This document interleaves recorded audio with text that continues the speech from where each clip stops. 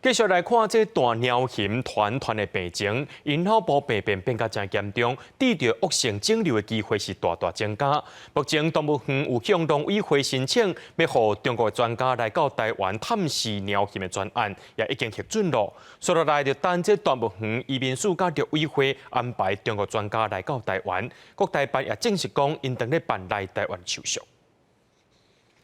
大鸟型团团的情形无介乐观，兽医师判断生出恶性瘤的几率真悬，但是目前已经无适合进行侵入性的手术甲麻醉，所以无法度确定因脑部病变的程度甲状况。动物园决定顺其自然。在目前的医疗的一个处理模式，我们就是尽量针对舒缓的一个处理方式，让团团过得更舒服。因为我们根本没有做任何的一个确诊嘛，对不对？所以我没有办法告诉你说他到底后续可以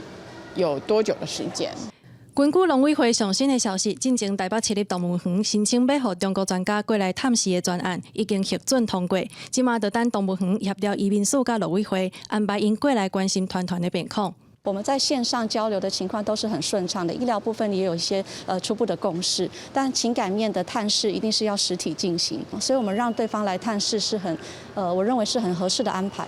针对这回两岸的动物医疗交流，动物园讲会申请予2个中国专家来台湾1礼拜，园区嘛设立留言区，予民众写歌祝福的话，为团团加油。记者麦上认真派文，台北报道。